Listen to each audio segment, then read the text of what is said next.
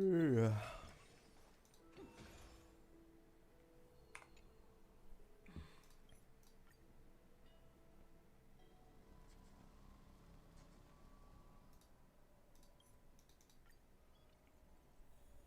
Farewell, then. May we all shall bid farewell to one. The light of the dawn device never fades. After I cross this river, Whoa. but if I do not cross it, Outlier. it will be the end of me. Executing command. Record. Yay.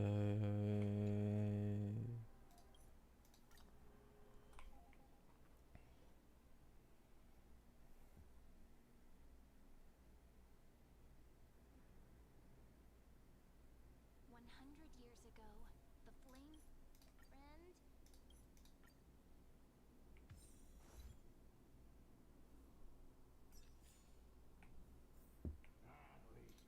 Is this 3.5 or 3.6 quest?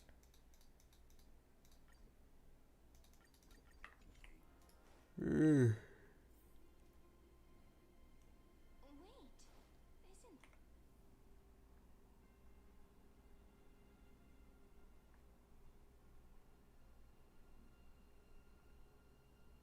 Hello, Silly Moore.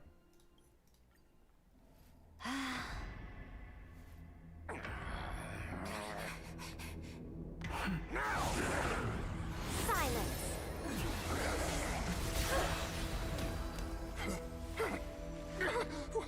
What gives you the right to judge a priest of law? That's because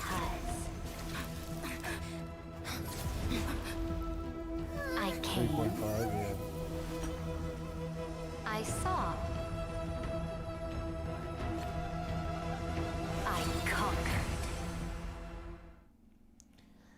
Does seem to be 3.5, which is better for me.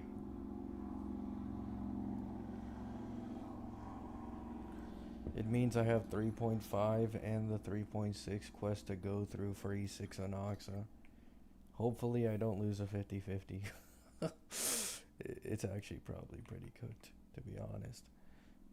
E6 Anoxa might be cooked, guys. How are the elders of this cycle were all I need to win both 50-50s, I'm pretty sure. the other heroes under the Imperator's command are here too. Looks like things are getting I do believe out of here. I did lose my last 50-50 on Tribby. So hopefully, you know, save that 50-50 luck for Anoxa.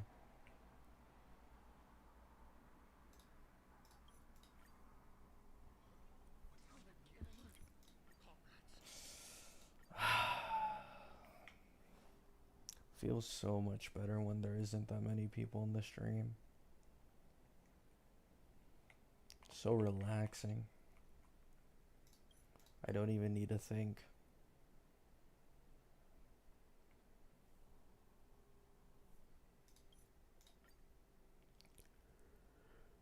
Oh,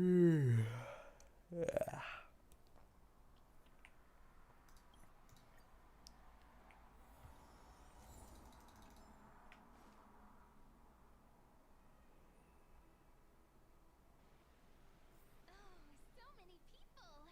The holy city is so live.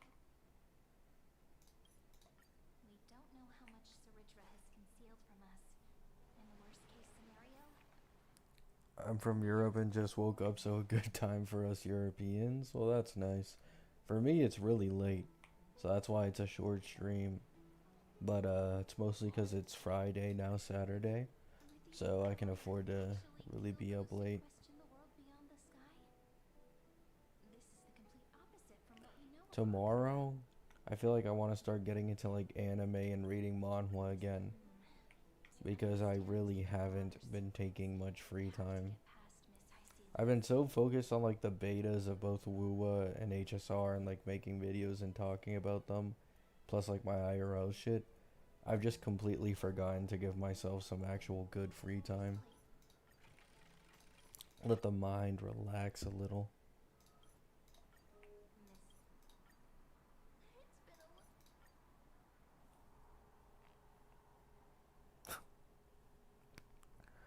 I'm starting a new account. What, an HSR? Hey, good luck, my man. You can get a lot of jades at this point in the game. And especially now that you can skip even the side quests. Yeah, it's a pretty good time to start doing it. Like, you can skip the Rappa quest, I believe, now. So, W.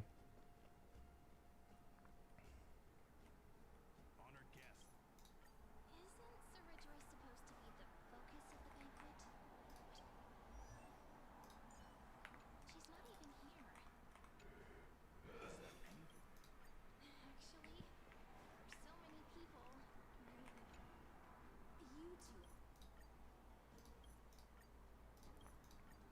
It's the exciting and thrilling undercover part of the adventure. Let's mingle. You should hand over to your seats.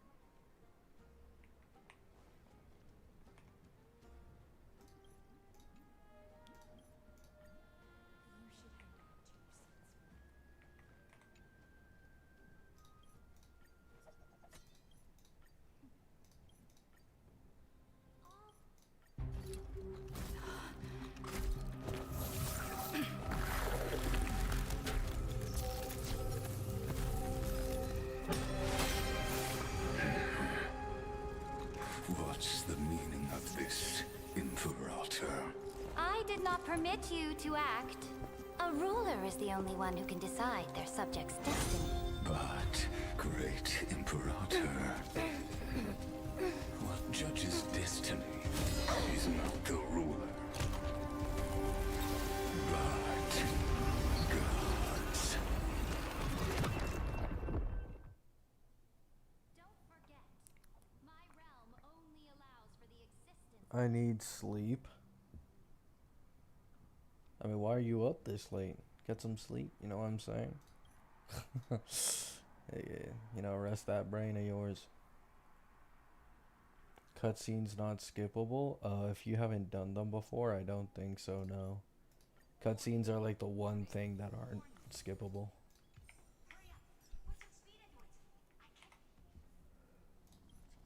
Are these 240 jades in like 5 minutes from the main quest. Fucking massive. Failure is not necessarily a bad thing. It's power. I obtain. Seems like since Amphorius has no overseas market. Man, I really hope I can get E6 and Oxa without dropping money. I really don't want to drop money. He has such Not only would it be my first E6, but it would be my first E6 on a completely free-to-play account. Like, that's a pretty good achievement.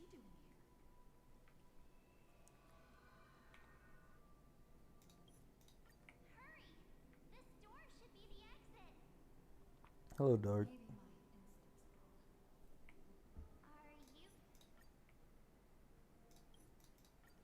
I don't want to lie to you.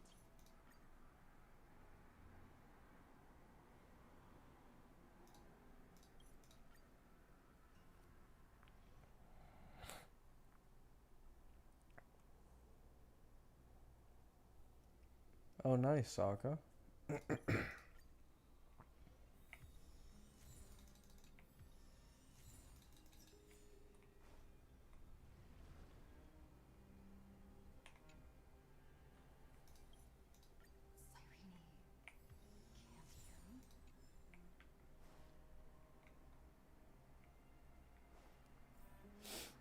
me.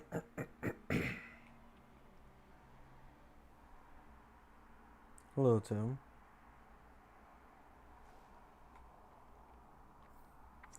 I really wonder what course Cyrene will take throughout the beta versions. The scenery of the past. I think the only buff Cyrene needs is to her stacking. Like, that's literally all she needs, and I'm not like trying to exaggerate or like, you know, underestimate her issues or anything. That is basically all she needs. If her stacking just becomes better, then she herself massively improves without needing to buff literally anything else.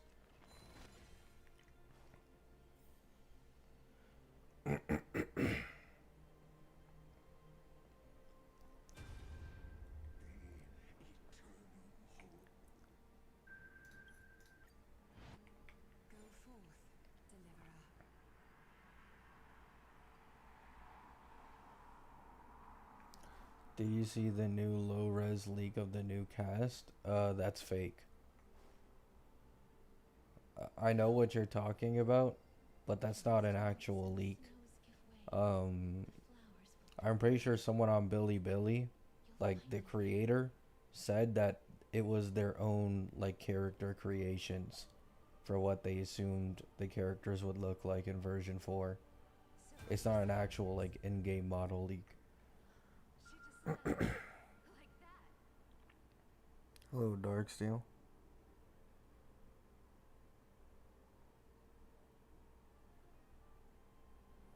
If I have a premium casters team, would it be better to go Evernight or Cyrene?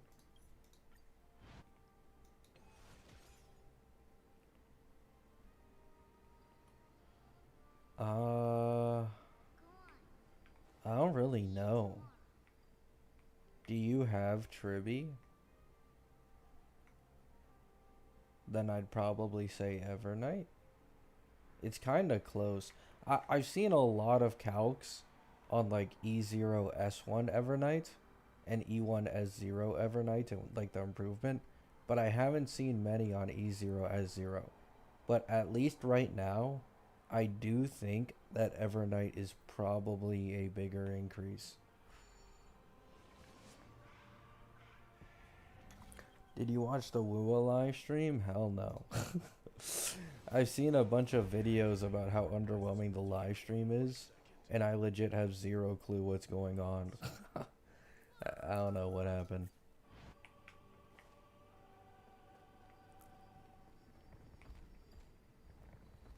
Keep moving forward. My blood will pave the road ahead for you. Keep moving forward, little gray. See you tomorrow. No problem, Adrian. Is Ceredra E1 still worth getting if Cyrene becomes best in slot? Well, if Cyrene becomes best in slot, then no. Not really. Ceredra E1, if Cyrene becomes best in slot, literally the value of like the increased stacking completely disappears. So the only value you get is actually from like the defense shred, and that alone would not compete with Cyrene. Like infinite ult versus a little more defense shred, infinite ult is always gonna win.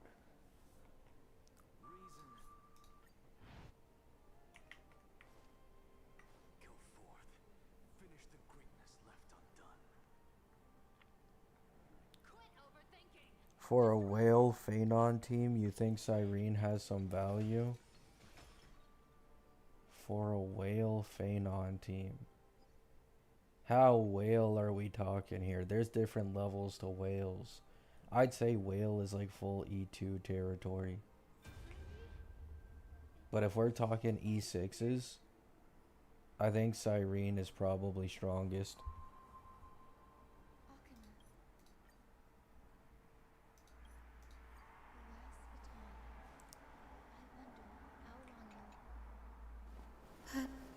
Syri, what if you wait and wait, but that hero never arrives? That won't happen. Because I know that no matter how long it takes, she'll definitely return to this place. We can't let her down.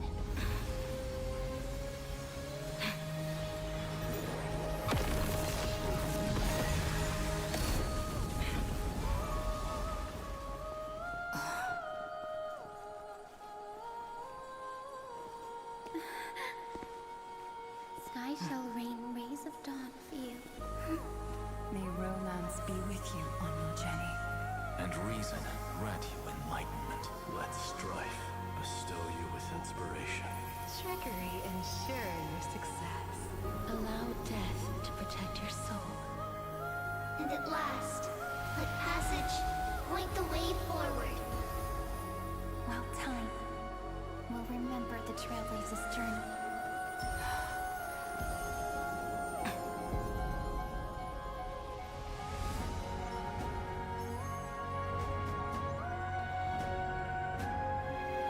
Bro, why does my back feel like that?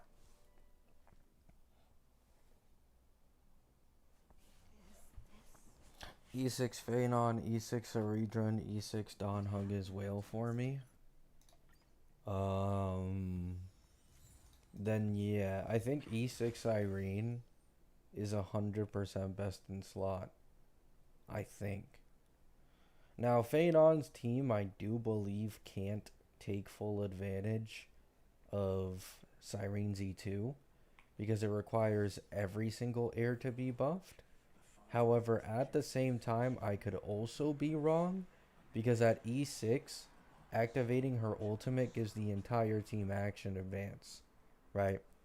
So what you'd probably do with an E2 Cyrene in that team specifically is you would build up enough stacks so that she can get to her ult without bleeding into the next cycle, and then you'd ult, and then you'd action advance everyone again.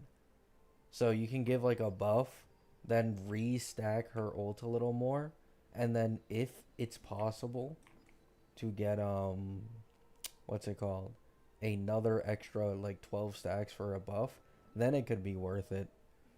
It's really weird, man. She just has some Phanon anti-synergies where you can't take full advantage of her E2, and her E6 that gives like I think it's 12% more res pen or something.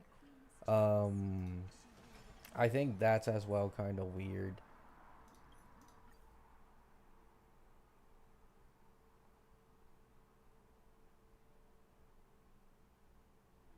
The question is if she can compete with others like E6 Tribby.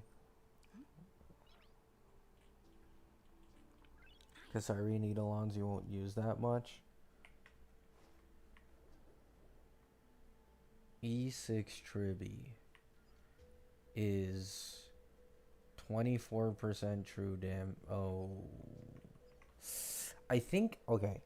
I think because of the way Tribby's E1 works, I think E6 Tribby is stronger than Cyrene.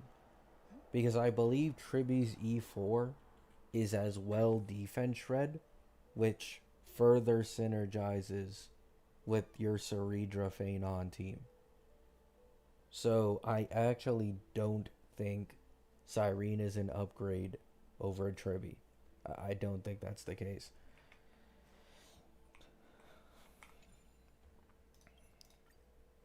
At the end of the day, it's always going to come down to, do you need the infinite ult? If you don't need the infinite ult to clear whatever you're trying to clear, then the answer is basically always going to be no to Cyrene. Tribby Z4 is 18% defense shred? Yeah, there you go.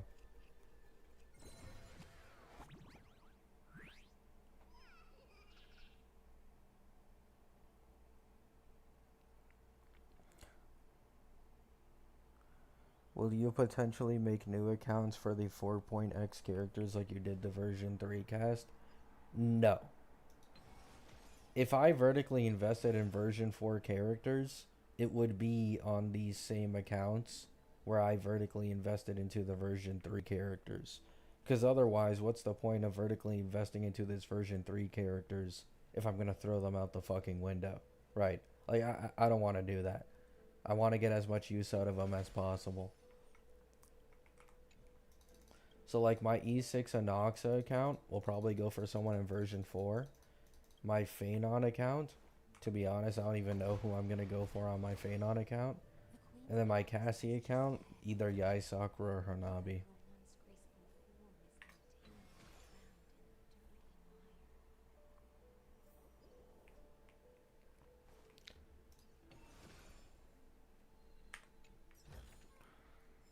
I really don't like playing 3 accounts at once. I already talked about it before, but there's a pretty good chance I drop one of these accounts. Because it's just like tiring.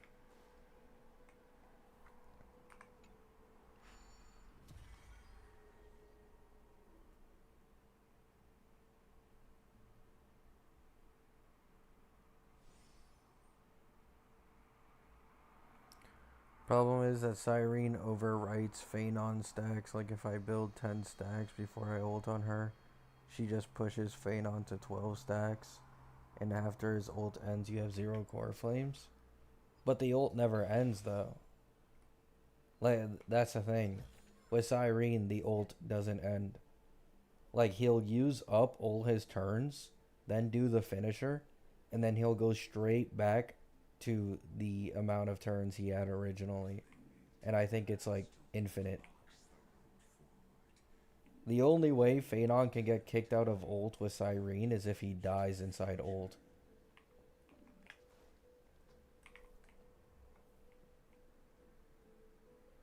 The E6 for Phanon, I I don't know why. If they intended Cyrene to always be best in the slot, I don't know why they added the stacking ability. Maybe the E6 is just there for people who don't want to use Cyrene. And then the true damage. That's probably it.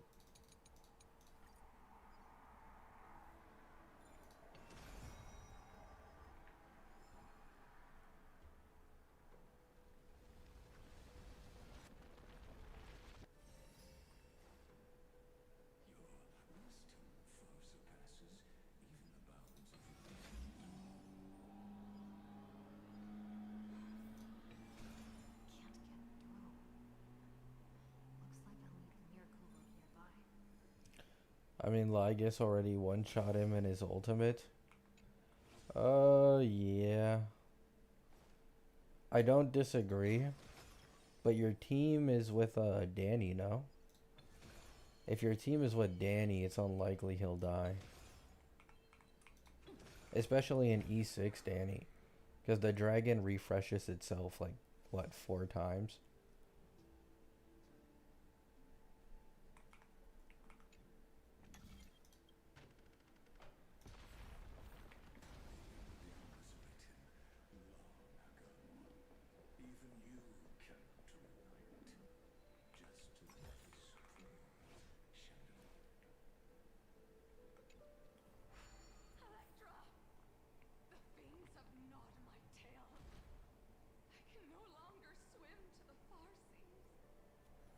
HSR was on a path to HP inflation recovery, but they unfortunately relapsed and doubled the HP. I mean, yeah.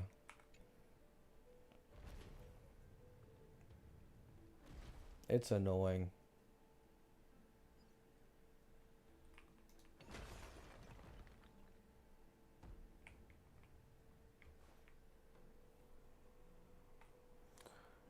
Do you think Cyrene will get changed or tweaked a lot? Yeah, her stacking ability. It's either that or they'll be scummy about it and they'll move the E2 to E1.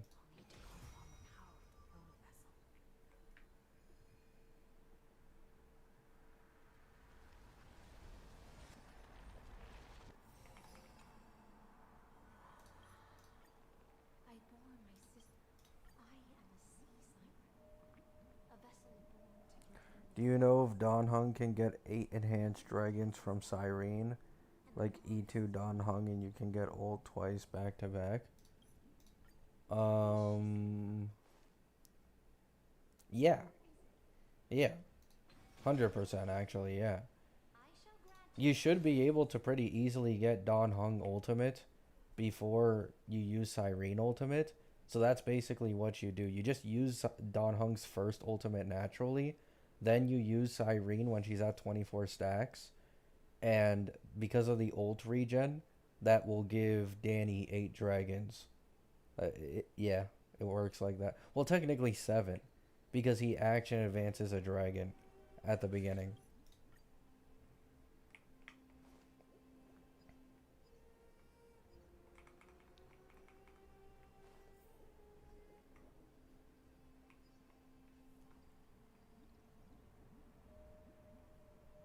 But yeah, it does work like that. There's no cap on Don Hung's dragons in the first place.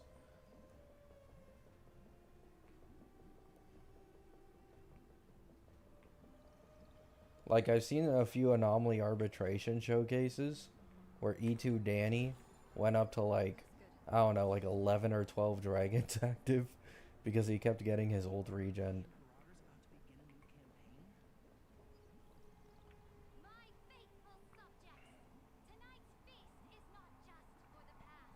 I don't understand why they inflated the HP this much when Cyrene is so mid. I think it's just to catch up to the version 3 characters. Like, I already talked about it before, but when you really think about it, or like when you thought about it, 30% HP inflation for 9 months straight in a, new version where getting one Lycone or one Eidolon or one new teammate can instantly surpass that jump in HP inflation was really questionable. Like, even though I was praising HSR for it, I was completely confused why they weren't taking more advantage of the HP inflation. And yeah, it just led to this. So, yep. I mean, I can't say it wasn't expected, but I wanted to be on some hopium. Hear that? The court sings her praises! Come, join us and praise her glory.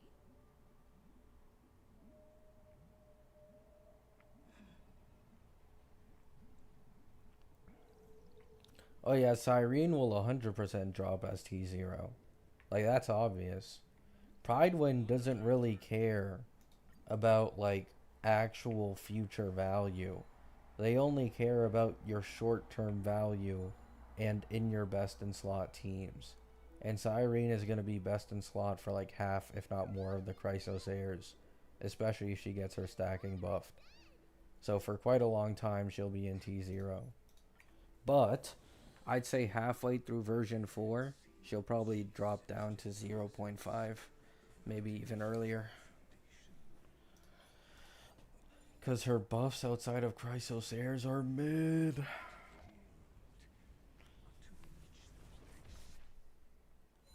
this door lies the path to the vortex of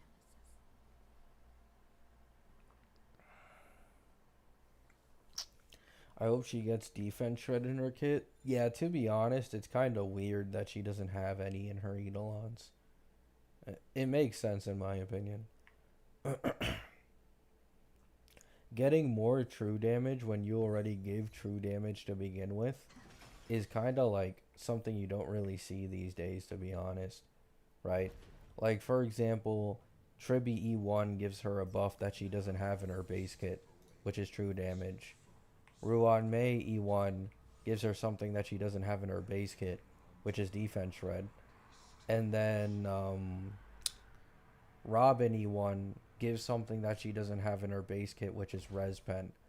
So Cyrene getting like a, damage buff for something she already has is kind of weird. Especially when it has like a weird restriction on it too. I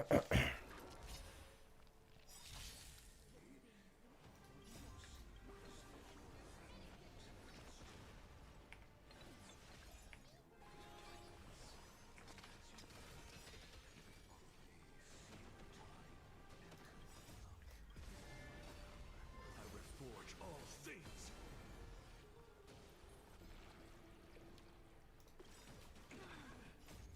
Mortal, watch over you, guide you on your path. Difficult consequence.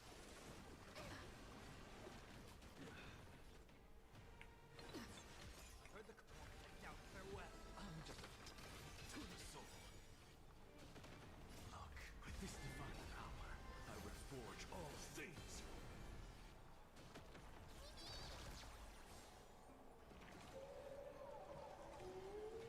Am I gonna die? Trust me, we can do anything! Nope. Tiring. Oh. Oh. Mortal, watch over you, guide you on your path. Trinity is before me. Insanity. To the soul. Clutch.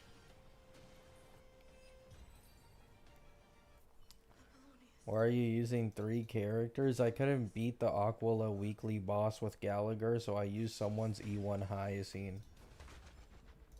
And I forgot to put Gala again.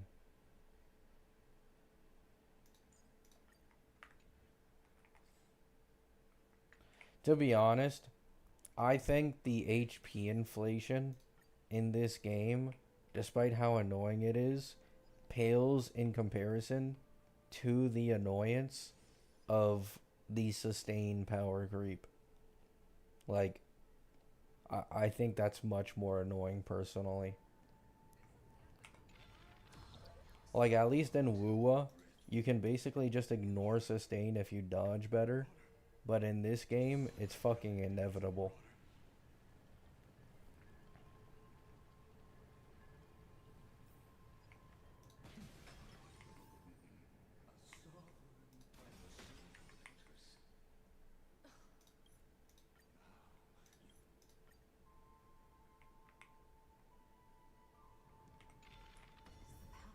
Wait, I saw a chest.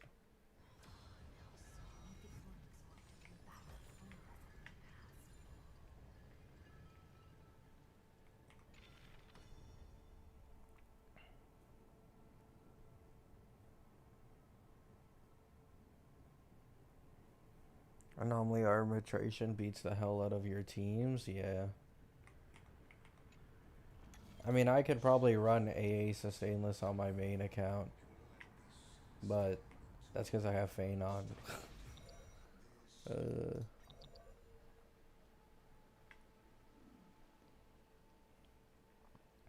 All I need them to do is add an extra 3 stacks or 4 stacks to Cyrene at the beginning, and then I can run Sunday.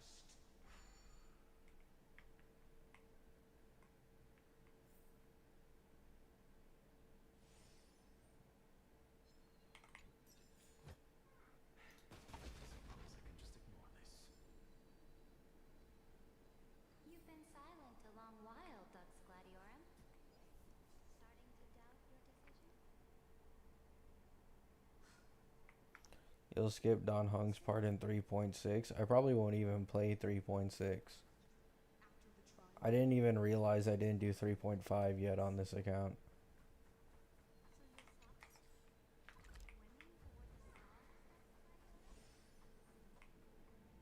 And I'm already like pretty tired.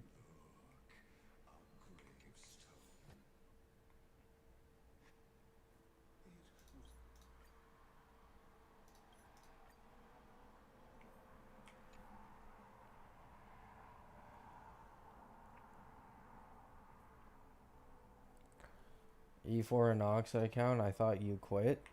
To be honest, when I saw the weird Cyrene synergy has with Anoxa, I got re-interested in this account.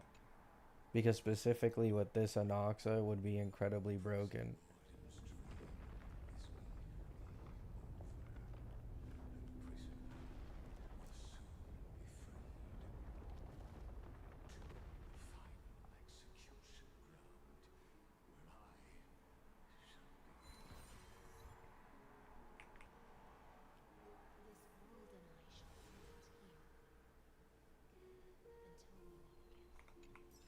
Full Maru.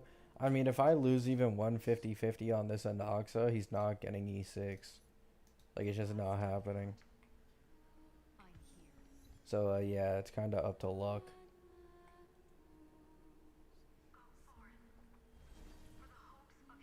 If I lose the first 50-50, I'll probably just drop the account and continue playing my main Feign on 1 and Cassie 1.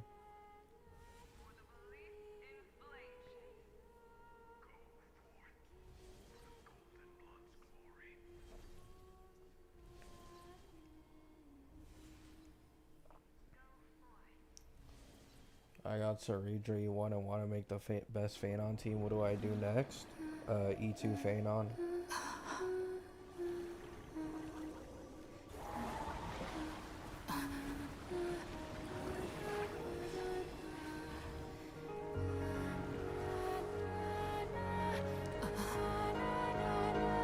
Seems like my feast is over. It's now your turn to perform.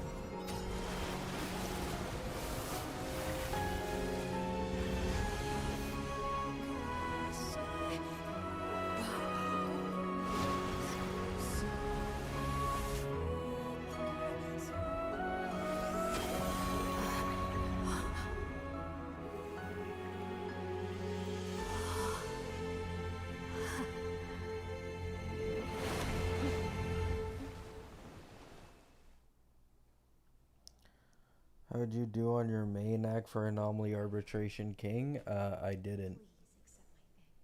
I don't have a third DPS with any relics on my main account because I sacrificed all my characters' relics for Phanon. So even though I have a Fei Xiao that I could run with my E1 Robin, and I also have a Herda, they legit are completely naked. However, just know it'd be a guaranteed 0 cycle. As the Theoros, I will.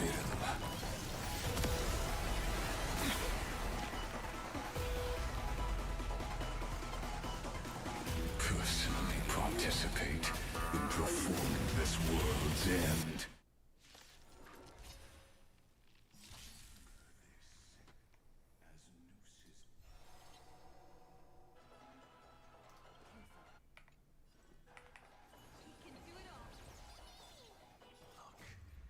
With this divine power, I extract the world's purity to reforge all things!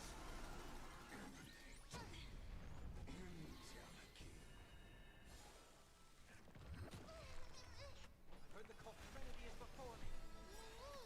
This mortal, watch over you. Guide you to your 1 path. X speed is crazy, yeah.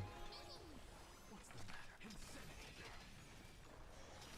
To the soul. Step up, let's see it.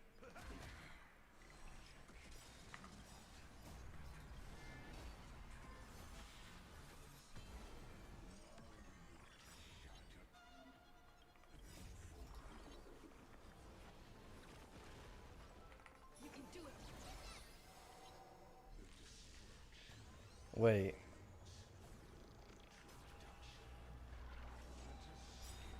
Thank God.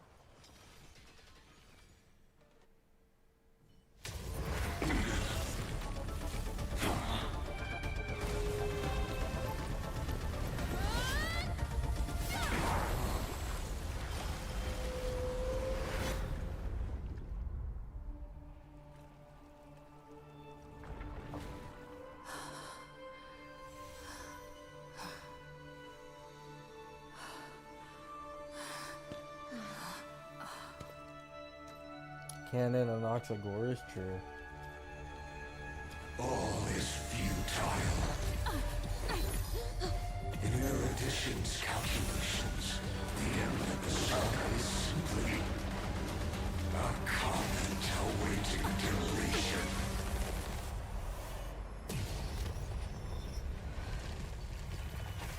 I don't like such a cold statement, okay?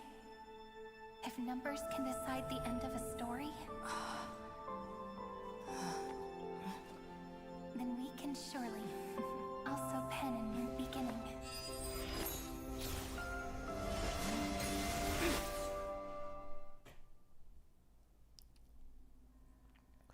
Surprisingly, first chess piece Firefly surprisingly did well, and I don't have Fugue on my account. Nice.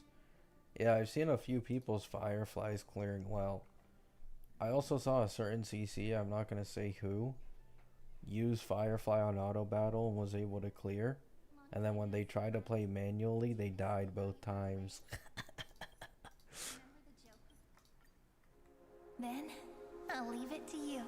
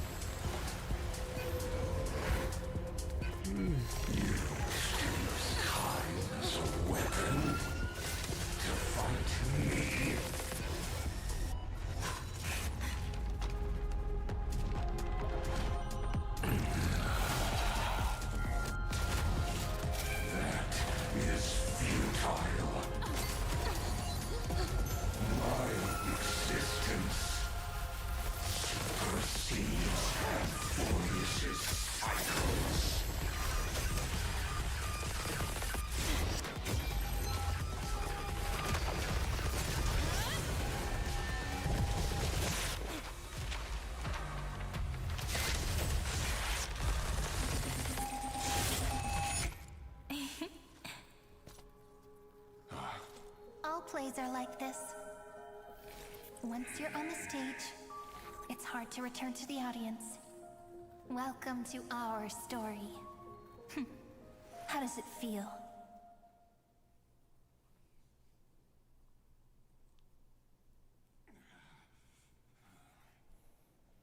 I hope it's Saint. It is.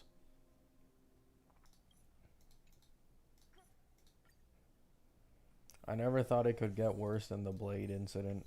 Oh boy, I was wrong.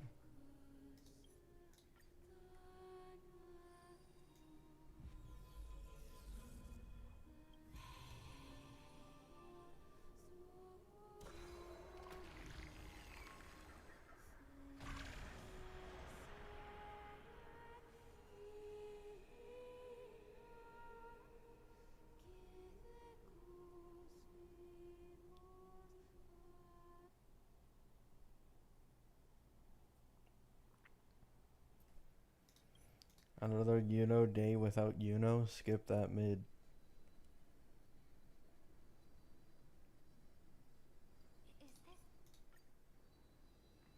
Only Pol Chisa.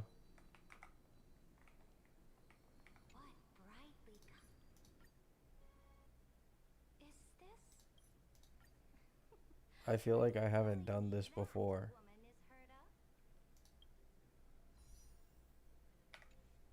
Is this 3.6?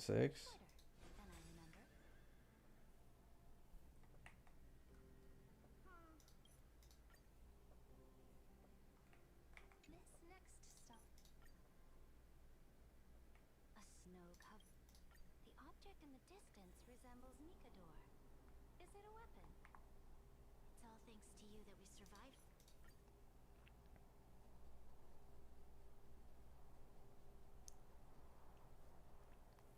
No hype for the upcoming patch for Wuwa. Usually I see posts about it. Yeah, it's seeming like the next patch is basically going to be Prolova patch version 2. Like the polls are low, the events are low.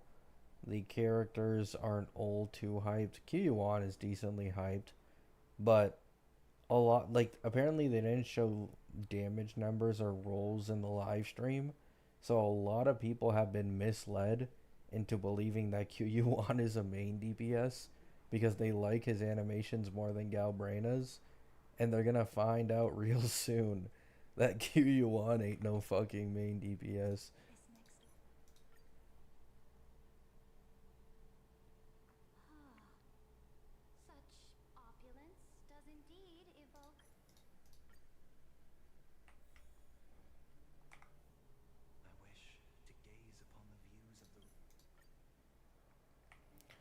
I literally just made a video on like Galbrena and Kyuan meta value because I forgot to talk about them because that's how uninteresting they are.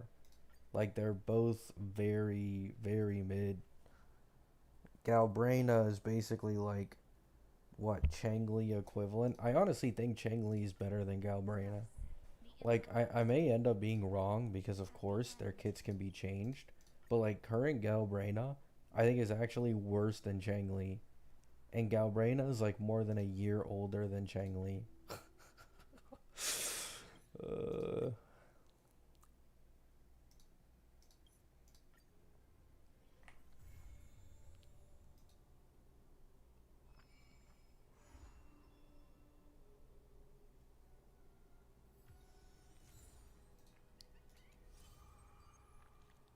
When Star Rail has a patch like 2.7 Wuwa, they literally dogpiled on HSR. Bro, people still dogpile on HSR. Like, when I made my video talking about the HP inflation in HSR today, someone in the comments said that I couldn't compare Wuwa and HSR because Wuwa has way more content outside of its endgame as compared to HSR where its endgame is basically everything. And I thought to myself, like, HSR has way better fucking story.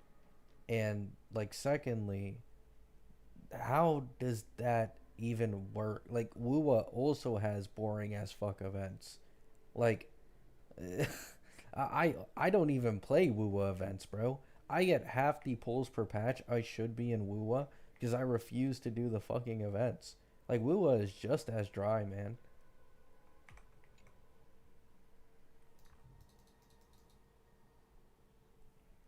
Like, in my opinion, both of them are incredibly fucking similar. At least in the way I see and treat them. I thought no one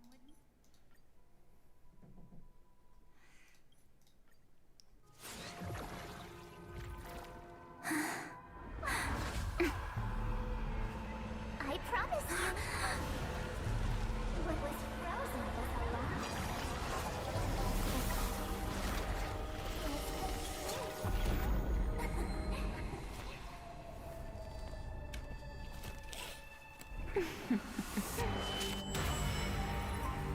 Now,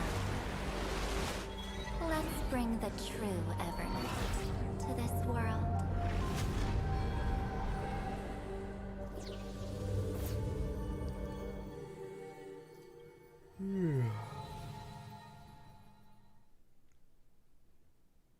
Oh, this is 3.6. I don't want to do this. The voices coming from the passenger cabin?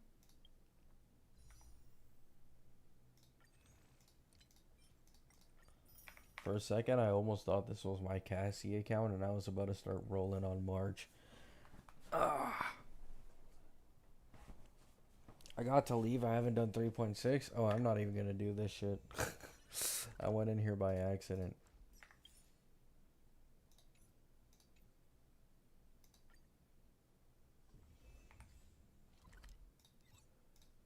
I'll talk with you guys a little bit.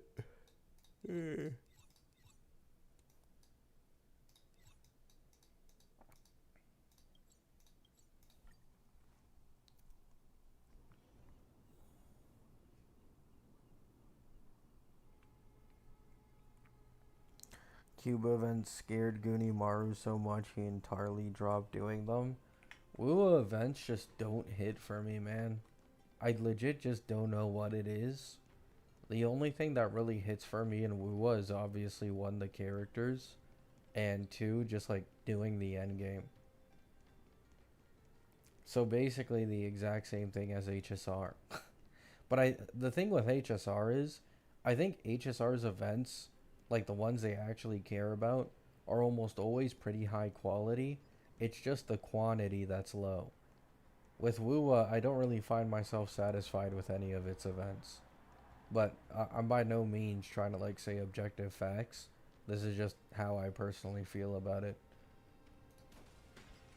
Like yesterday, I spent like an hour or two, you know, trying to practice with Augusta and Whimpering Waste without her shield buff. And that was fun. Like, straight up. That was pretty fun.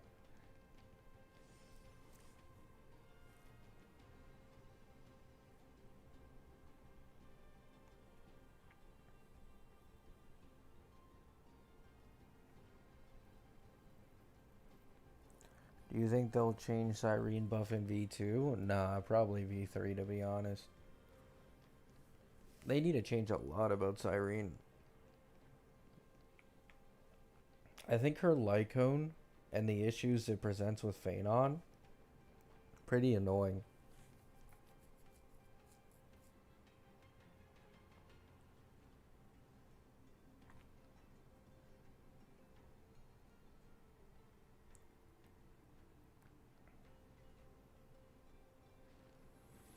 All things are connected by origin and are made of the same essence. Evernight is bait for people who don't have Cassie and Hyacine. I don't think you need Cassie for Evernight, but Hyacine, yeah.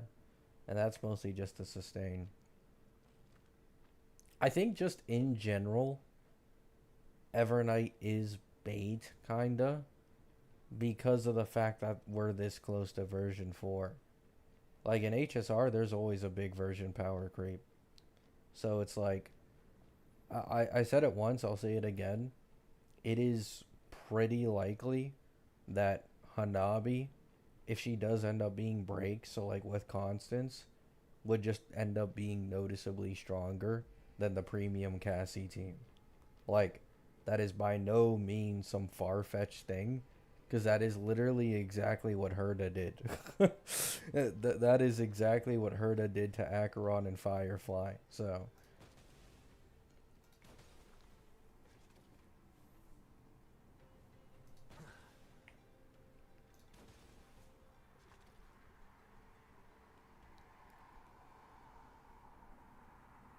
is Cyrene bait? I don't think Cyrene is bait.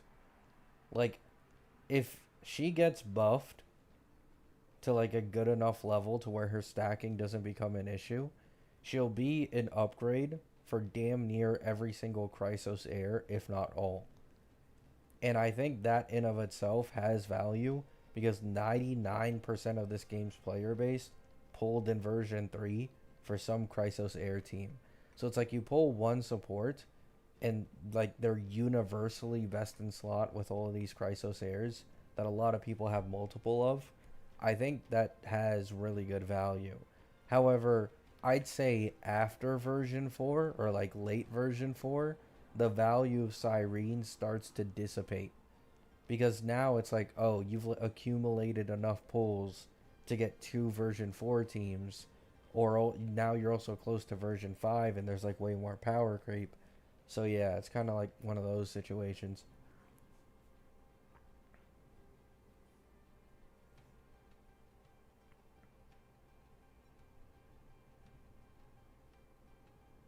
I don't think the Herda is doing too good anymore, especially compared to best in slot Acheron. I'm pretty sure Herda is basically clearing near the same as Acheron. Acheron got a bit of a buff in lower target scenarios because of Cypher, but even still, Herda should be close, and then she's just way better in AoE scenarios. Let me check.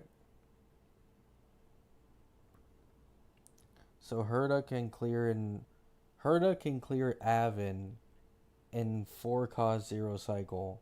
Acheron needs 5 cost. Let me check Svarog. So Herda needs 3 cost 0 cycle. Acheron needs 3 cost. Yeah. So like Herda is keeping up with Acheron in her best case scenario, which is low targets. And then in high targets, Herda should be noticeably better than Acheron.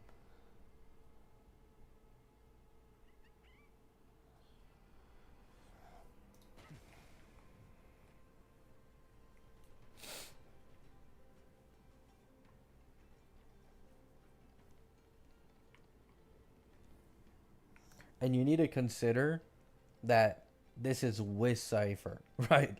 Like, Cypher for 0 cycling with Acheron is leagues above using Jiao Q. So there's as well that to show, how much stronger Herda is.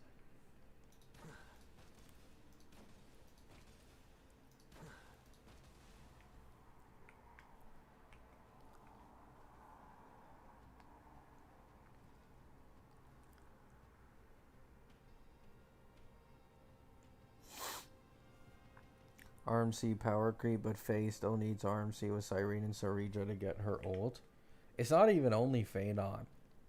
It's legit Anoxa too. Like, Anoxa Sustainless wants you to run RMC for the action advance. Like, it's pretty crazy how reliant you kind of have to be on RMC for a few teams, since he's the only heir with actual action advance. Like, they 100% just need to fix the stacking. Because otherwise, if Elation MC ends up being like really fucking good and most likely teammate for Yai Sakura, then it's just not gonna feel good being stuck on RMC for a lot of people.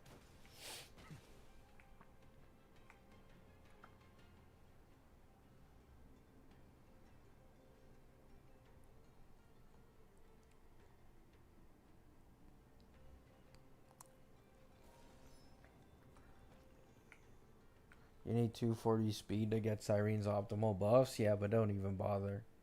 Like, just don't bother, man. It's just for her own ice res pen. And to be honest, her damage doesn't really matter until you get her, like, Eidolons and shit. Like, her E1 nuke can be absolutely massive, but even then, it's like, you're just not hitting 240 speed. It's not happening unless you have what, like E2 Hyacine that gives that speed boost to the entire team. Maybe with that. However, otherwise, not really.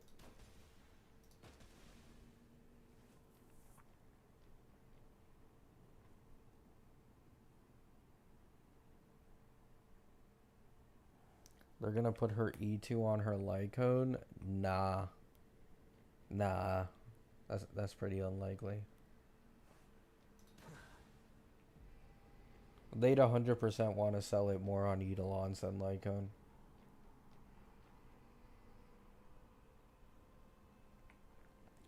If you had to choose between Cyrene or Constance, how would it be? I don't know.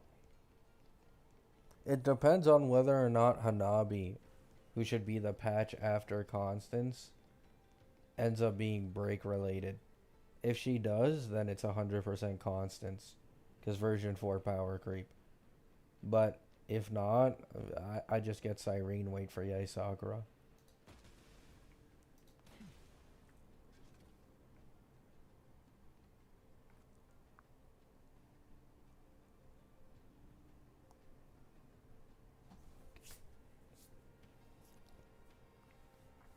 Nah, you need 240. It's just E2 Hyacine bait. That's literally all it is. The entire point of Cyrene's like 240 speed cap for the max ice res pen for herself is legit just E2 Hyacine. It's for like full vertical investment Cassie team. Or her main DPS, which I've actually seen. I've seen Cyrene get a 10 cost 0 cycle against current AA Lygus, and it was with E2S1 Hyacine. Looking back at it, I was like confused at the time, like, why are we using E2 Hyacine? But now that this conversation has been brought up, I realized they used E2 Hyacine to give her a massive fucking res pen buff. Nice, bum. Does Von Whack work? I heard it did, yeah. I heard Von Whack works.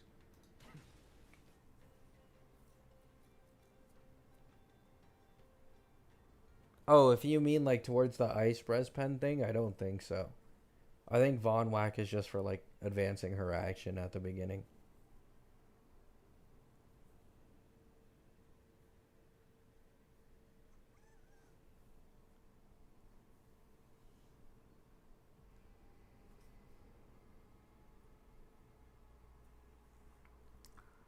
I think Hanabi might be crit damage from the new planar. I don't think the new planar is for Hanabi though. And even if it was, using skill points doesn't mean anything, or being buffed by crit damage. Like, I would say the same thing if we didn't have Boot Hill. Right? Like, considering Boot Hill is probably the best case of a break character being a hybrid, I wouldn't be surprised if they just made that a norm, to be honest.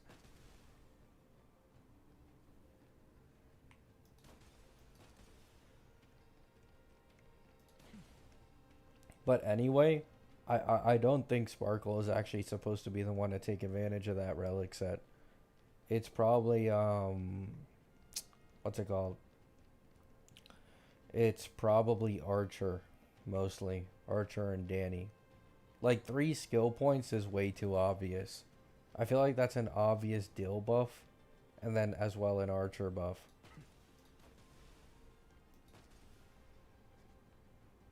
Why are you running? Because I'm bored, and I'll end stream soon.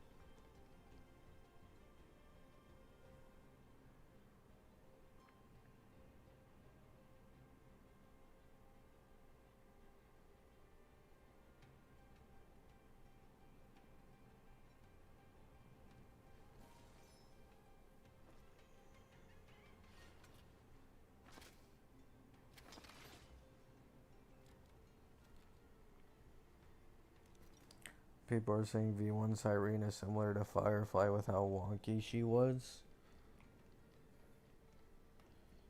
I mean, Cyrene, I talked about it with Solus and DMs. Another easy fix that doesn't even really have to deal with just the stack gen is allow Cyrene to enter her ult at 12 stacks being half, no different to Fei Xiao, right? Like, this is the other issue, is that you kind of have to use skill for 3 stacks on Cyrene's turn instead of basic, which is eating skill points, while when she enters ult, she just automatically always has enhanced BA, which gives her 3 stacks, which just makes stacking with her a lot smoother all of a sudden. So that's another thing. They could just pull a Fei Xiao, allow her to go into ult at 12 stacks with only 1 buff, and then her rotation for the rest of the stacking is way smoother. But I don't know. I don't know.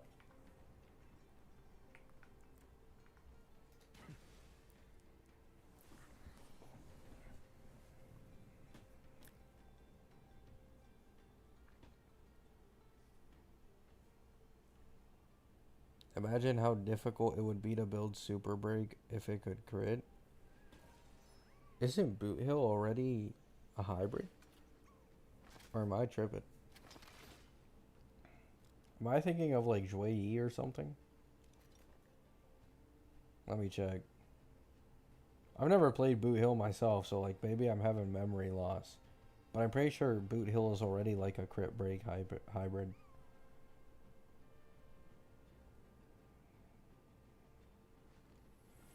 All things are connected by origin and are made of the same essence. Oh wait, no, he isn't. Damn.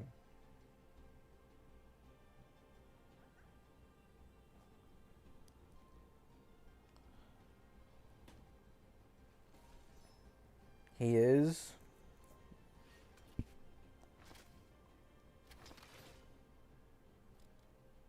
Oh wait, yeah, they have 45% crit rate on him.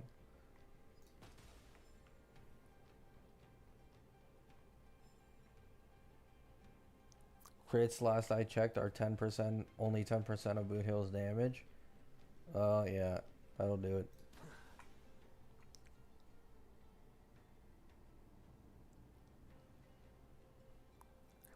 Have you seen Firefly's kit in Currency Wars? It allows her to break damage even against non-broken enemies. Yeah, I don't think they do that for the new break characters though. Because otherwise, well, like, what's even the point of Fugue or fucking Ruan Mei, right? And I think Constance, my theory that of like what Constance would do hasn't changed. I still think she'll probably lower the toughness bar of enemies on field by 50%. Like instantly. No different to Fugue's Exo toughness. So it's still probably going to be in game about just getting through the toughness bar.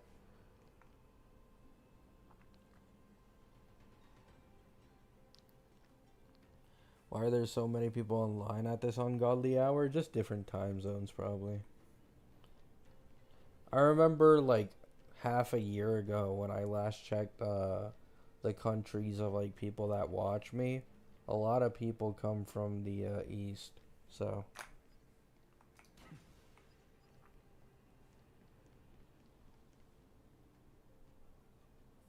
Yeah.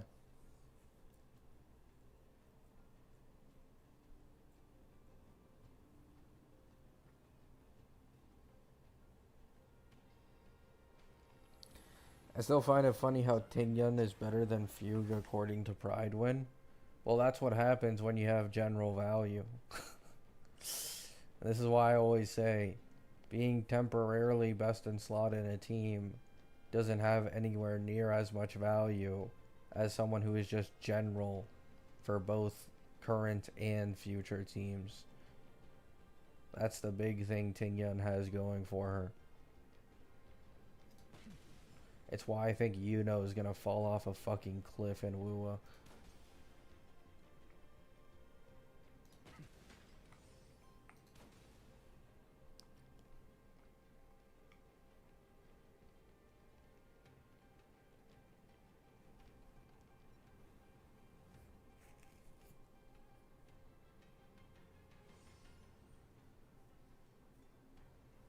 What are we doing right now? Nothing. I'm just talking with chat. Before I go to sleep.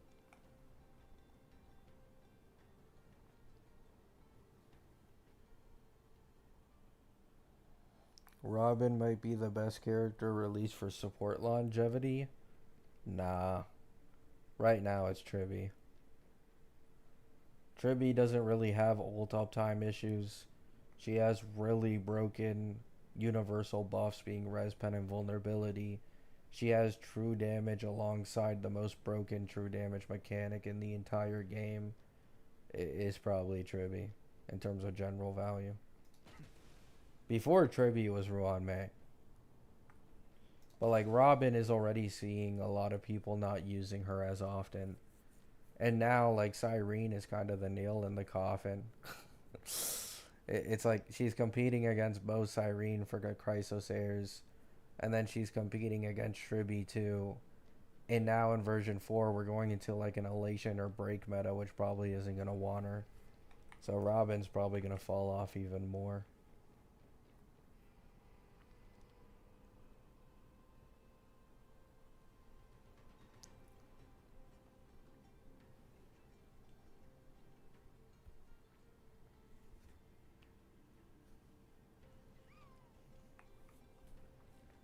Can't wait for the Trib replacement. Well, that's probably not fucking coming for a long time, to be honest. It's probably going to take a while to get a Tribby replacement.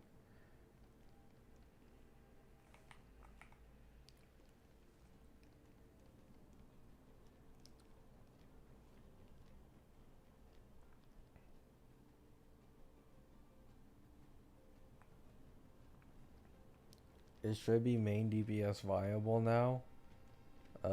Probably not. Probably not. Without E6? Yeah, no.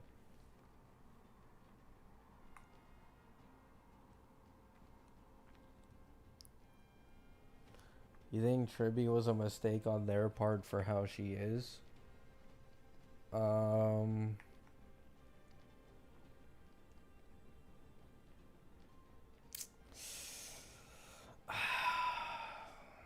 I don't, I think they probably regret making E1 Tribby. I don't know about the base kit itself, but I think E1 is 100% something they'll probably regret, because E1 Tribby is just like E0 Tribby is already best in slot for like a lot of teams, right? But E1 Tribby is on such like in its own league that even break teams start using Tribby as a best in slot instead of Ruan Mei, right? Like, that is how fucking insane this is. So I do have to say that I think E1 Tribby is probably their mistake, and they probably do regret making that E1 as broken as it was.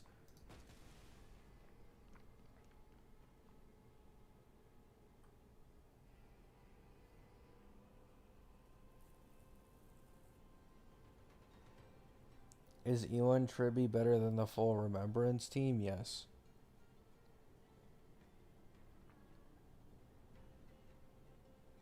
You think Tribby S1 is worth it at all? Not really, no. Not in my opinion. You get rid of being able to use Action Advance, which kind of sucks, because Action Advance is super broken in this game, in return for basically just more damage. However, teams these days are already doing so much fucking damage, I'd rather just be able to spam DDD. Now, if you don't have DDD, it's a completely different story. Yeah, I'd say go for her Lycone.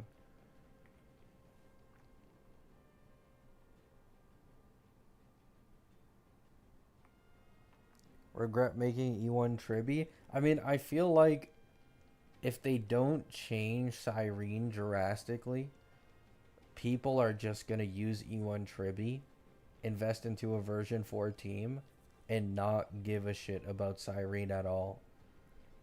Because that does seem like the play, to be honest. Like, if you already own Tribby, personally, I'd rather go for her E1. Because even if Cyrene is like, even then, like, right? as I mentioned earlier, E1 Tribi beats E0S1 Cyrene in the full mono Rem team with Cassie, right? So keep that in mind. E1 Tribi is stronger even in Chrysos Air teams. However, there's also the fact that you can use Tribi outside of Chrysos Air teams, while Cyrene outside of Chrysos Air teams is basically just a fucking brick, right? Like, she is basically just a brick.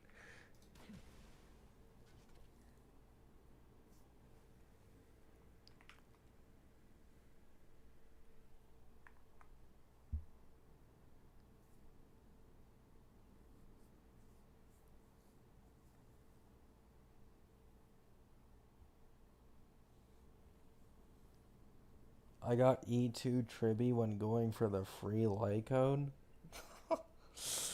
uh,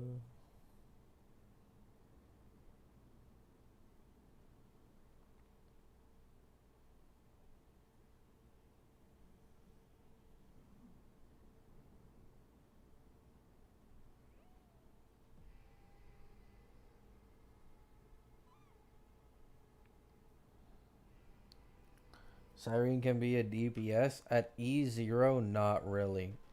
She kinda needs her E1, I'd say. Her E1 massively fucking helps her, like, 12 recollection memo skill nuke every 3 times you use it, I'm pretty sure. Like, it's not even a minor buff either. Like, basically, she goes from hitting for like 6 to 700k to hitting for like 2 million. It's a pretty noticeable buff. And you also need really good support investment to like really make it shine, in my opinion.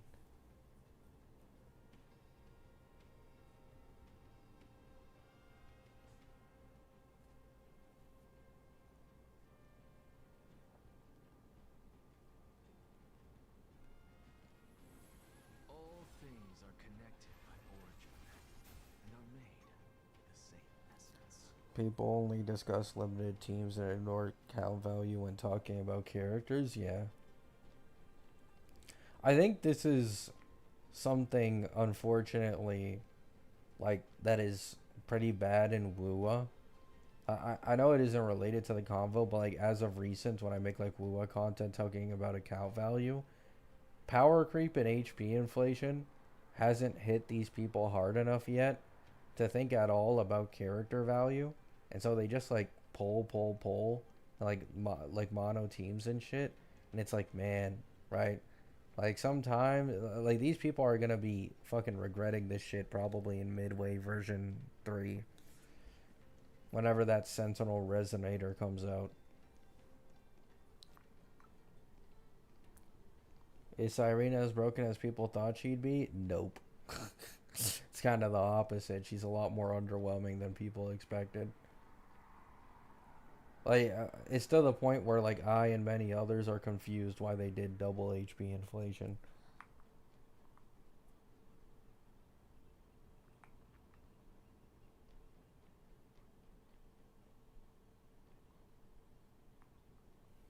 Yeah, because it's like, for example, a lot of people are saying that the Doom posting, so-called Doom posting, was like, over exaggerated. Personally, I always said she had decent main DPS. I never said she didn't.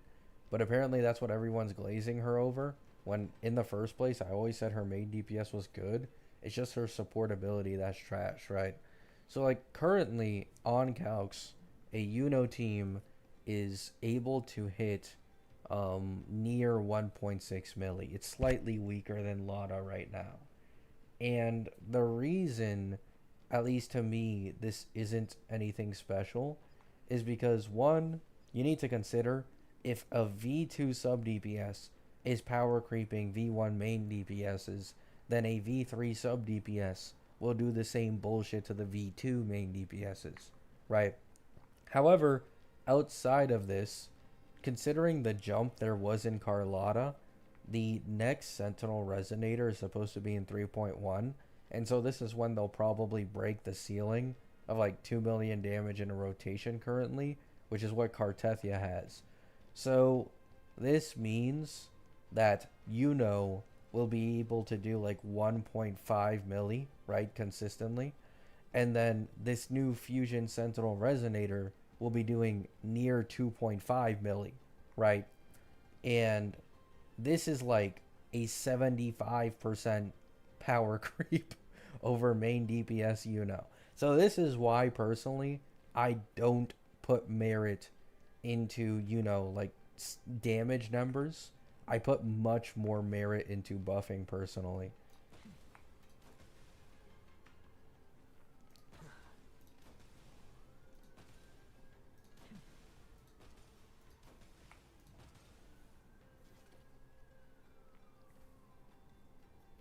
Yeah, exactly. Like, I think what people need to understand, right? At least in Wu, I don't think they've realized this yet. They think that Kuro is increasing, like, character strength off of base values, right? So, like, what this means is, new character is stronger by 300k damage than the previous main DPS. And then later on, oh, it's also only going to be 300k.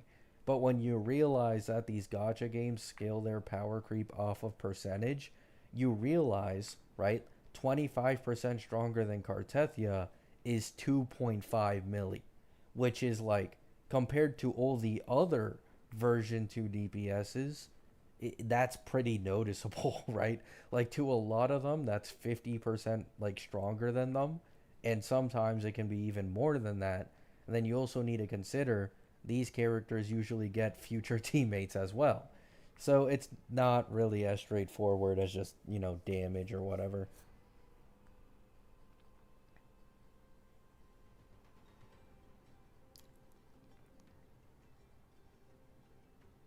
I heard needs her signature to be good. She's more reliant on her signature for sure. I do believe main DPS gets like a 35% jump from signature. And this is why I still think Carlotta is stronger. One, Carlotta can be used in a shit ton of quick swap teams. Two, she in general is just stronger. And three, she has less reliance on her signature. So you don't need her signature to really perform. While when it comes to not having her signature and having to use standard is a way, way bigger hit.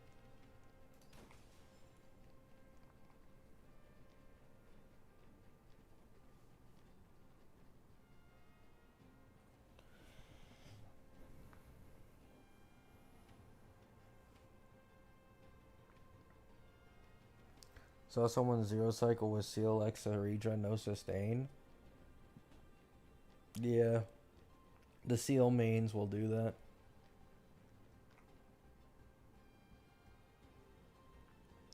I don't think the HP inflation will decrease in the beta knowing HSR. I mean, yeah, we'll see. It isn't actually double HP inflation. I already went over it in the video. It's more like 60% probably. Like 60 to 70.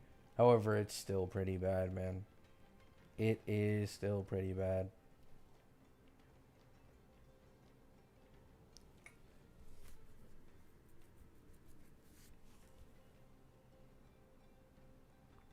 To be honest, I unironically think the only reason they did this was because of Evernight.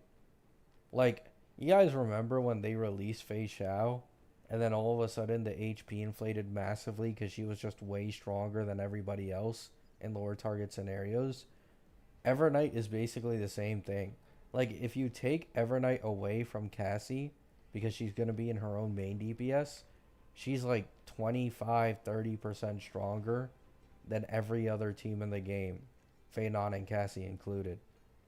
So it does feel like whenever like a last DPS releases for a version, they basically just massively increase the HP inflation.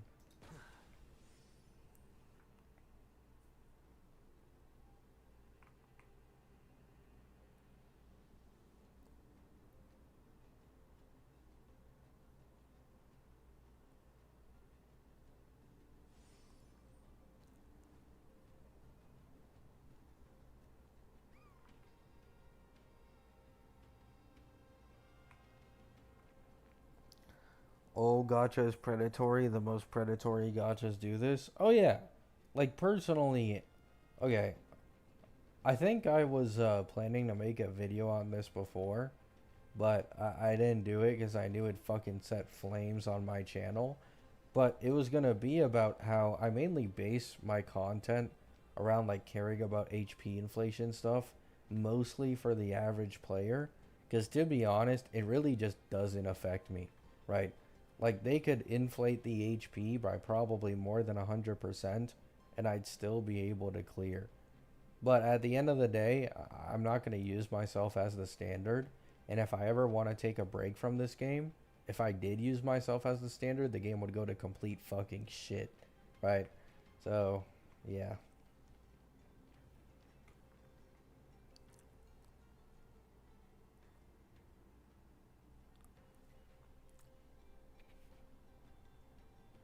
It's kind of like those WUA players, right? Like, if you were to use above average WUA players or like speedrunners as the standard for making WUA endgame, brother, 99.99% of WUA's player base would have already fucking quit the game, okay? It'd literally be unplayable. It would be completely unfucking playable.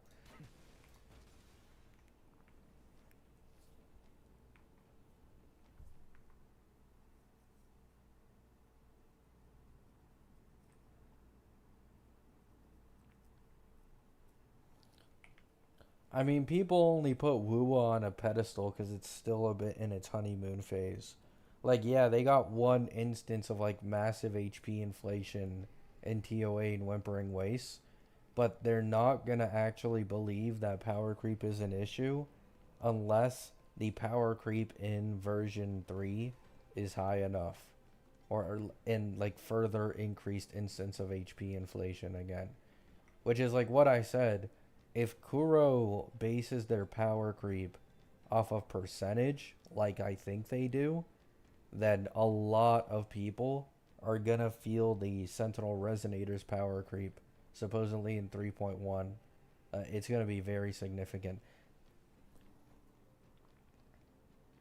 Like, you need to wait for a few instances of said thing to happen before people kind of wake up. Like, when I first started talking about HP inflation on my YouTube channel for HSR, after like Acheron, Fei Shao, and all of that, people were like, nah, man, like, this is a one-time thing, bro. They like kind of messed up. Like, there's no way you can draw patterns with this, right? Like, just have faith in the devs. And then it wasn't until later when we hit version 3 where people became like way more accepting of this shit. So sometimes you just gotta wait it out, to be honest.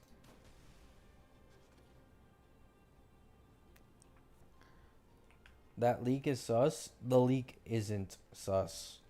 There's other leakers in the Fractured Shores Discord that are basically confirming that the Fusion Senres is 100% a thing. I don't want to go into story spoilers, but like they legit already know where she's from and like what she looks like. It's the rest of the thing that's like open to change. But the Fusion Sentinel Resonator is basically confirmed.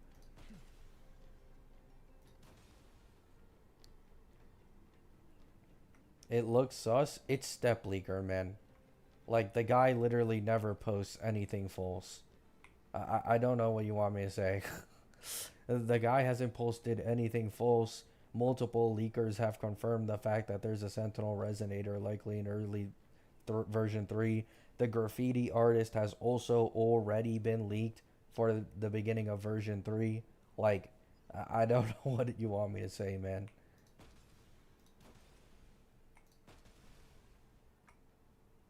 The HSR one, that one isn't real. I already talked about it at the beginning of the stream. The HSR leak isn't a leak.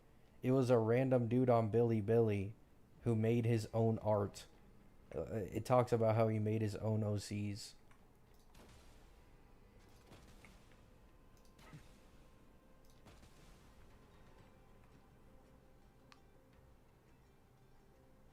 Hello, Just Dino. Literally all Sentinel Resonators are girls? I mean, yeah. Sentinel Resonators and WUA are basically just the anniversary characters in HSR. Like, they increased the power ceiling, and on top of that, those are the ones that most people pull for.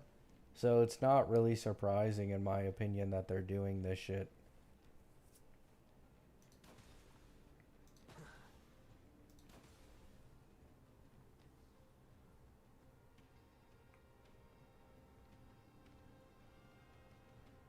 All good, all good. I just thought you were talking about Woowa.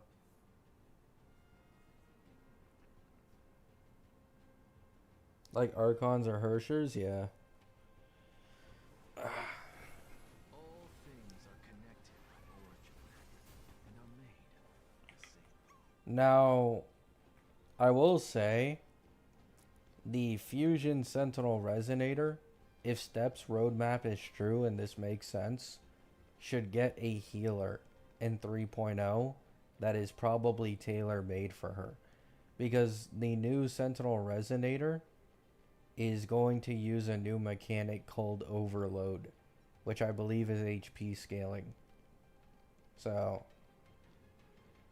I think temporarily, the best in slot team for the Sentinel Resonator will be the new healer that releases for her with Fusion Rover. Probably going to have some bullshit synergy with his weapon or something that makes him best in slot with her. And then the Senres.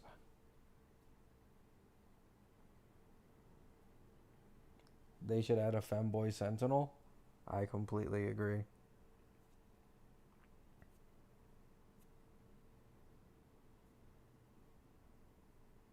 Where do you go to find Woowa leaks? I just stalk the Reddit sometimes.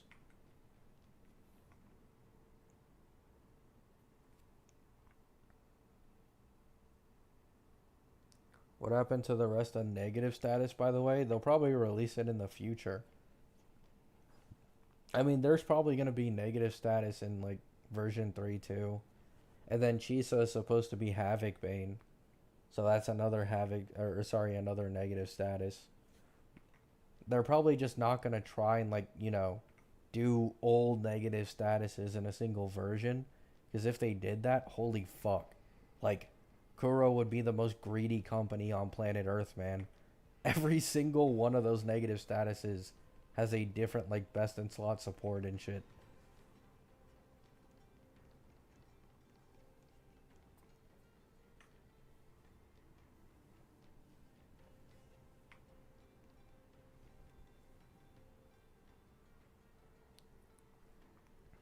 3.x Woowa leaks. I was busy the last few days, so I'm behind. Oh no, these are old leaks. This is Steps roadmap leak from like weeks, if not maybe like a month or longer ago.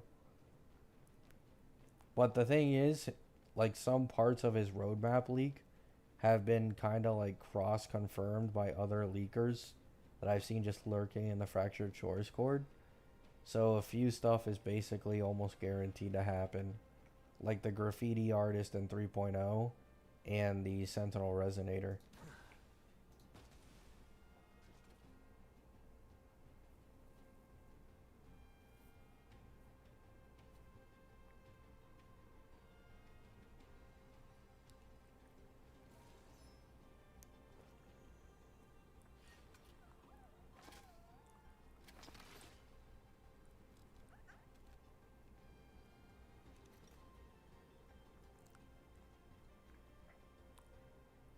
Q1 had the making of a Sentinel Resonator design-wise.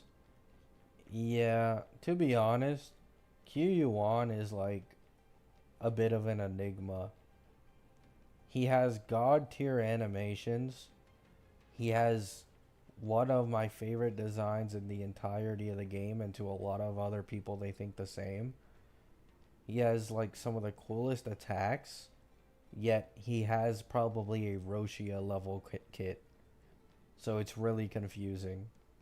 Like, the guy who looks the coolest and probably most people are hyped for in 2.7 is the one who's like the most dog shit.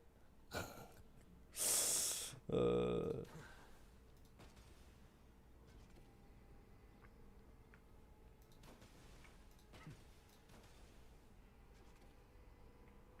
will replace Arrow Rover and Cartethia team? I don't know. You're probably just gonna want to use SK. I don't know. Uh,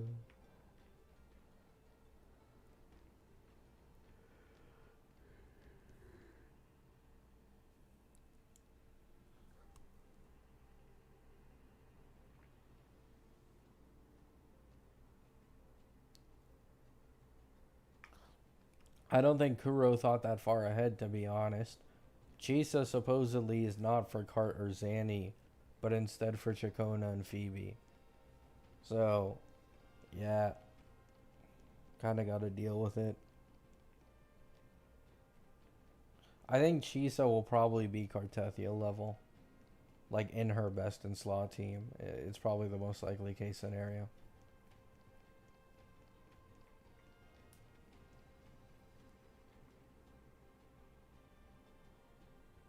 They didn't give alternatives once Rover switches element? Nope. Doesn't seem like it.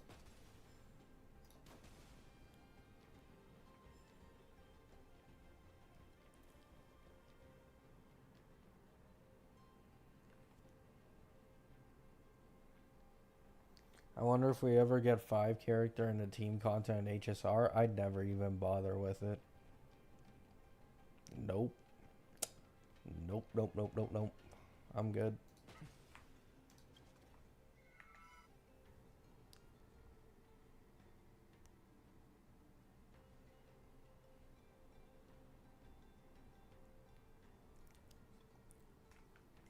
The only people who say it's good that Kyuyuan and Galbrena, well, mostly Kyuyuan is ass, are people who are trying to like, okay, these people care more about how others perceive the game than like what's actually going on with the characters, right? So like when I make a video criticizing the value and like how shit a character's kit is, people will comment like W, no power creep, completely ignoring that the character is releasing with 0 fucking value, right? Like this is a character that serves literally 0 purpose other than just for people who like them. And that's cool, right? Don't get me wrong. But this means you're probably never gonna fucking use them the second we hit the new version, which is a bit problematic, right? Like if you're pulling an Echo skill damage support, you want him to be noticeably best in slot for Echo skill damage dealers. But the 2 Echo skill damage dealers don't have him as a best in slot. And then he doesn't even have the main DPS capability that Yuno does. So it gets even worse. He can't sustain his own value, and then he can't, have good value with other DPSs in the game too. So it's like, what is going on?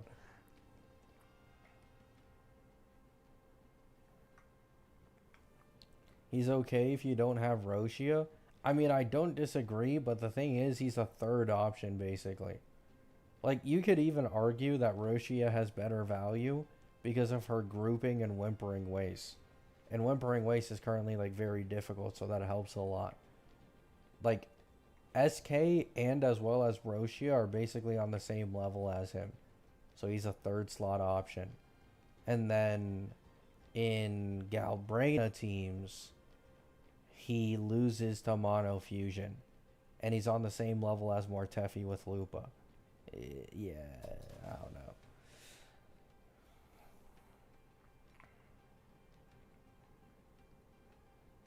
Less value than Roshia? I mean, yeah, kinda, basically.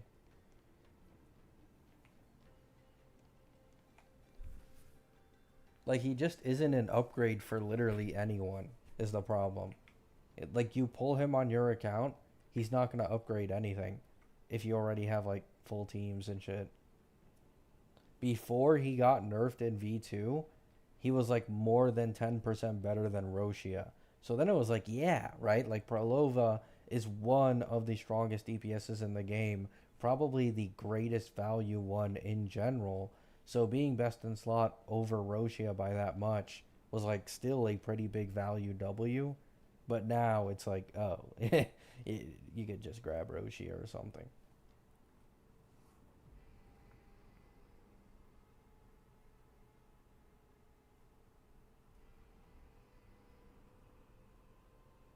Oh, Kumar. You still going for Don Hung E too? Probably not.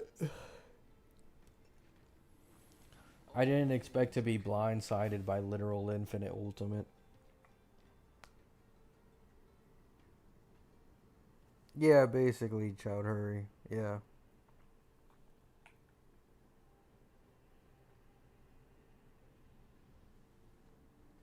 I think Kuro knows they made a mistake with Prolova's kit.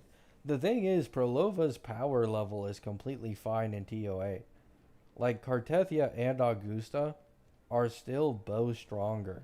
And then people who are good at using Zanny, it's also stronger than Prolova. The problem with Prolova, which in the first place Kyuan doesn't help that much with, so like it's kind of fine to buff her a bit, is Whimpering Waste. They severely overtuned her and her Whimpering Waste ability to the point where no one else really fucking compares at all. So, yeah. Like, I don't think they should be trying to balance around not making Prolova stronger. Because all it's going to do is make Q1 complete fucking garbage. Which is, like, just an L. Like, just take the L, make Prolova, like, what, 10% stronger? Who gives a shit? She's still not stronger than Cartethia. And bam, everybody's happy, right? Everybody is happy.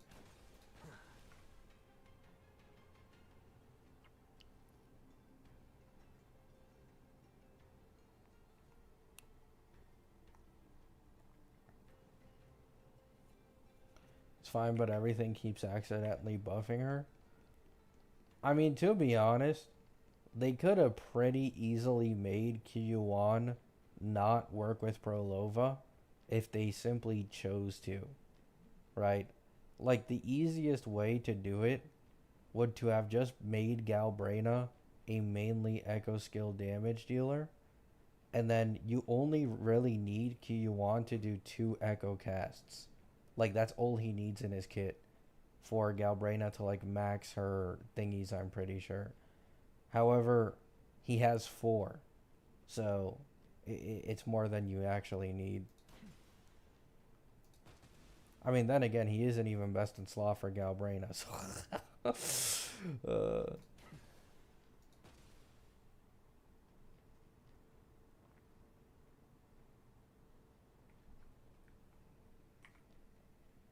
But yeah.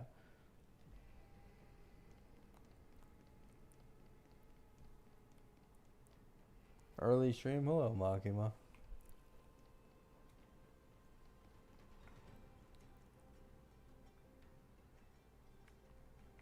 Have the kit designers become lazy or something? The thing is, you know for sure that it's not like the kit designers are completely clueless to like story relevance for characters, right? Because it's not really a mistake that 2.0 Carlotta is power creep, Cartethia, Senrez is power creep, Jinshi was like the first case of animation creep and power creep in Wuwa as well. Like, it's not really a coincidence.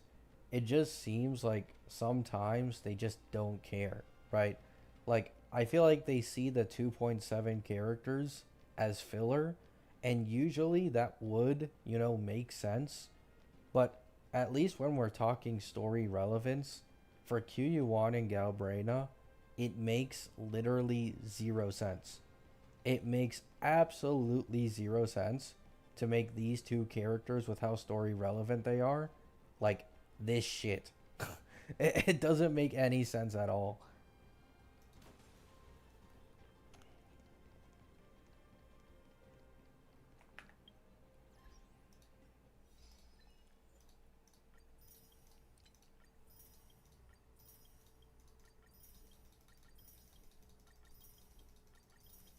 How bad is Galbrena?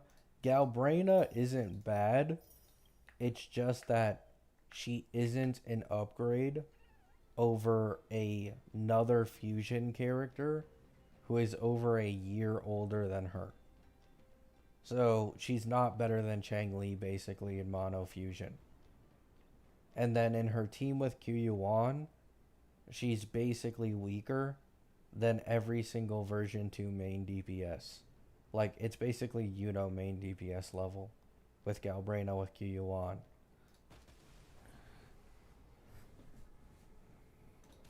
It's not bad. Don't get me wrong, it's not bad. But speaking strictly in terms of value, yeah, that's bad, right? That's really bad when we're talking value-wise.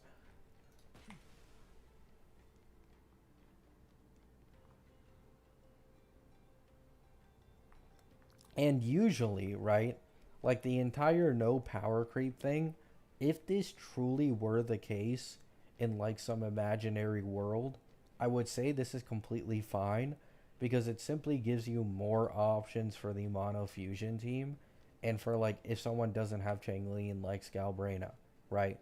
I'd say a complete W. But the issue is we're 100% getting power creep when we go into version 3. There's no point in trying to pretend we won't.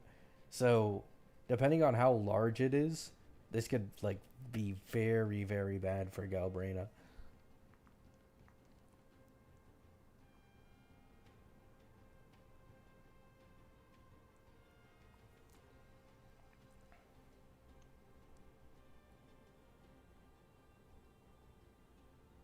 They're fine with power creeping when they want to. Yeah, and that's usually the Sentinel Resonators.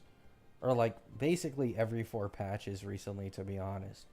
Like you have 1.1 Jinshi, then you have 2.0 Carlotta, then you have 2.4 Cartethia, then you have 2.8 Chisa. Senrez should be in 3.1 as well. That's probably going to be power creep. Like big prominent characters for either like new version or Sentinel Resonator seem to be like the big pushers in terms of like pushing the power ceiling. My favorite background noise? Oh, unfortunately, I'm going to end stream in a second. 2.7 characters are kinda bait. It's not even kinda, they are complete bait currently. Like, it's not even like a thing of like, oh, thinking into the future. Like, no, they are, even right now, face value, they are completely bait. It doesn't make sense. It doesn't make any sense at all. Yeah, just treat it as a save patch. I mean, at the end of the day, the patch only has like 75 pulls anyways. So just treat it as a save patch for like Chisa. For me, the many Chisa lovers. Or just, for version 3. Like, that's basically all 2.7 is.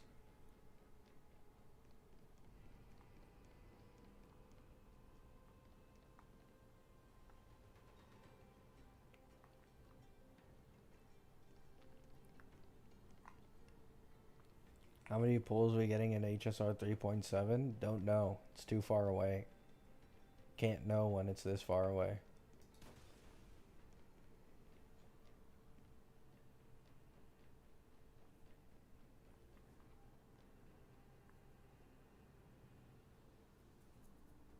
True solace.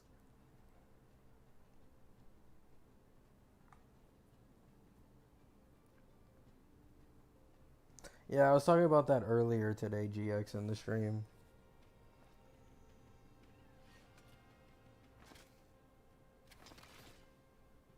Yeah, HSR is a lot more consistent with its pulls, while WUA is a lot more up and down. At the end of the day, they both end up being very similar in terms of pulls per patch. But yeah, HSR will always hover in like the 90s to 100, while WUA will have like one patch with like 110 or 120, then drop to like 80 pulls, then go back to 110, 120, then drop to 80 pulls again.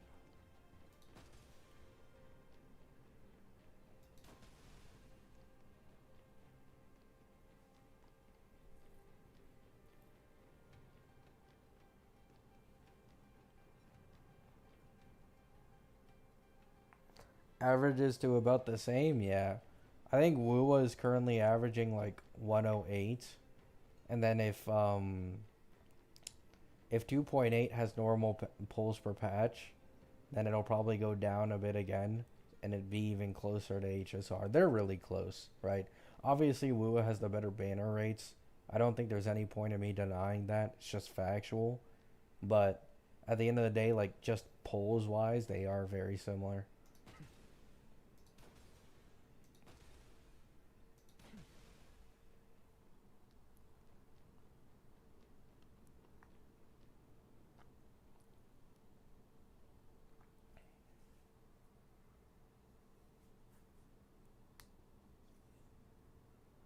I saw Cyrene runs and immediately pulled for Evernight. Yeah, that's kind of the other thing I realized. Like, even in main DPS Cyrene from the showcases I've seen, Evernight is pretty big for Cyrene, man. Like, the amount of out of turn memo sprite attacks helps so much with her stacking, it's crazy.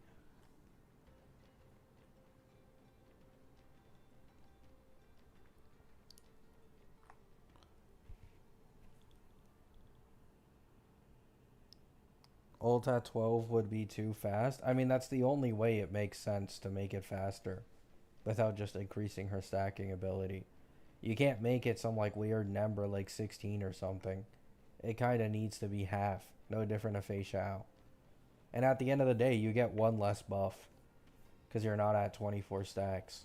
So I think it's fine. It mainly just helps like feign on mostly, to be honest. Get ult way earlier. It's either that or everybody suffers and kind of has to deal with the E2 bait. Unless their name is Cassie. She'll probably get buffed.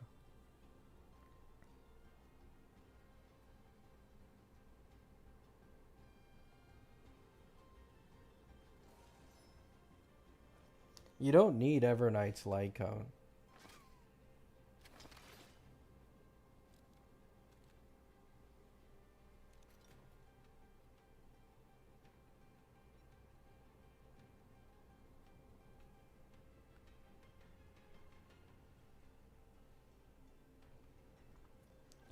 To be honest, the Evernight propaganda is incredibly overrated. I'm pretty sure using the Gacha Lycone, her Lycone for her own ability, doesn't make too crazy of a difference. It's only in mono rem teams, but in her own main DPS not as much. Same with like with Cyrene.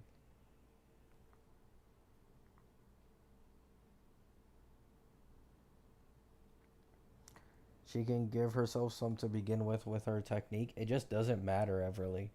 Like 24 is just impossible. Like that's just the issue. Like 24 without RMC for most characters in this game is basically near impossible, or they take 1.5 cycles. Basically 2 cycles equivalent because the first cycle is 150 AV and the ones after are 100. Just to get her ult up at once. Like, she needs to either get increased stacking or it just needs to be halved. It's way too bad. Even in mono remembrance teams, you almost bleed into the second cycle trying to get her ultimate. Even in the team that is best at charging her shit. Like, it's just way too bad. It's way too fucking garbage.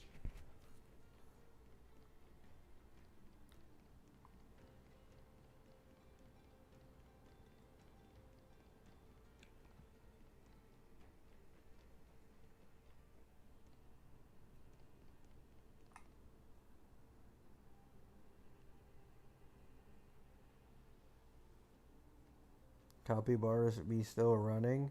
Yeah, I think I'm gonna end stream here. Alright guys, I appreciate you stopping by on the stream. I'm tired as shit though.